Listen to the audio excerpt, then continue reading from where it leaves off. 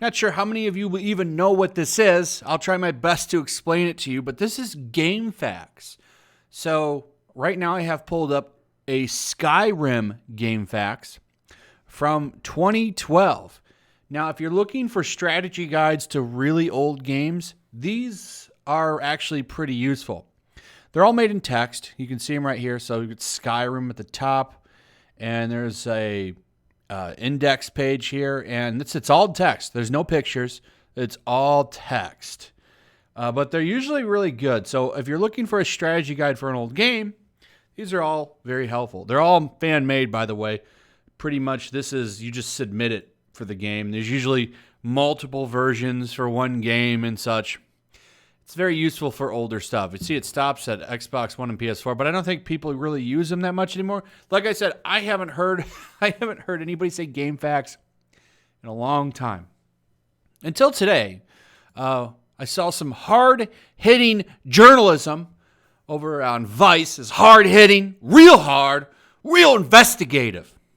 They're actually targeting game facts for cancellation. The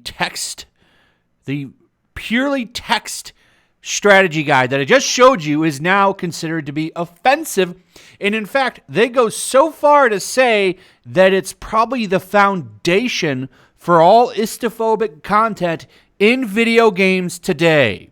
I'm not even kidding. This is the foundation for all video games' current problems because of, microaggressions in text. Like, this is such a reach to go after this. Are you kidding me?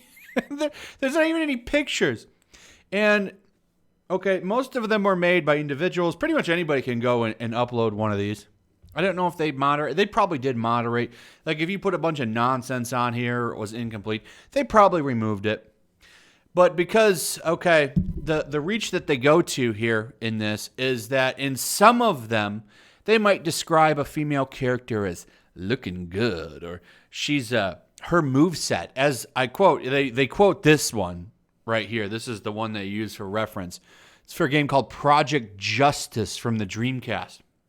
One of the characters in the game, her moveset is described as attractive by the writer. And because of that, it's very problematic and sexist. It's a very, very terrible thing.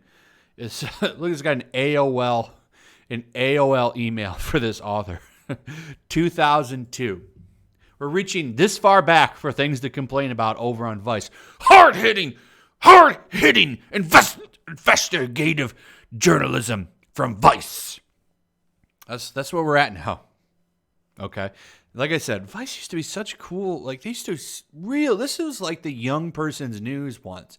They used to do such cool stuff, like they'd be on the ground like in all these like war-torn countries doing some stuff. It goes to like Tim Pool describe like the stuff he did with Vice, right? If you don't know. They used to be like a really cool news site, and now here we are attacking game facts from 2002. The stuff in this is really funny because they go to such reach. They actually use, first off, Marxism to justify what they're doing here. And I thought they bled out to philosopher from Marxism. I'll show you. So the author starts off talking about how they've been playing obscure old games. Doubt it. And they needed to go to a game fact to get info for the old game that they're currently playing. Doubt it. What probably happened is they were sitting around searching for something, and somebody probably thought, well, let's go to GameFAQ and look. I remember those. I used to play games when I was in middle school or something like that. And they went and they found some game where they talked about how hot a female character looks in a game, and boom, here we are. I mean, look at this nonsense. This is a whole bunch of nonsense based on this. Look at all this nonsense they wrote. We're not going through all this. This is going to be a little bit of a shorter video because I just want to point out how ridiculous this is. Listen to this. So I'll go through this a little bit right here, and I think this will give you the basis of the nonsense involved in this article.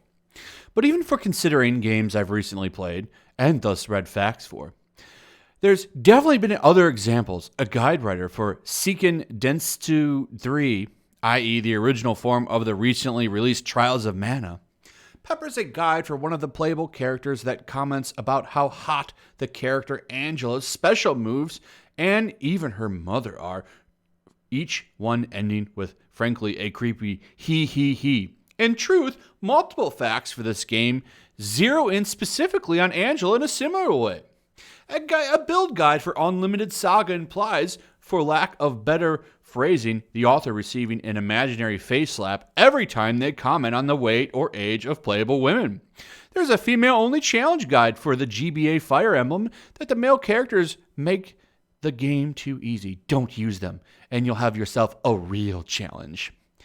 None of these examples are exactly 4-alarm fires. They're microaggressions, as many things of this type usually are. It's not that any one example is usually anything more than off-putting, but seeing them happen repeatedly starts to grate at best, and at worst has the potential to be strongly upsetting. A foundational Marxist theorist, and that's where we can stop. So this is such a reach. It's so ridiculous. And I couldn't help but think of like what Vice used to be and how far that they have fallen after reading this. And I've done that before, but this was what a reach to me. So they're going all kinds of nonsense.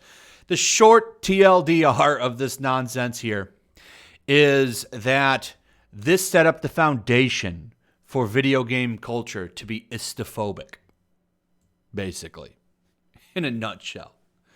Man, what a day for Vice. Like, it must have been a slow day at the news office there. Hey, Todd Harper. It must have been a slow day at the office.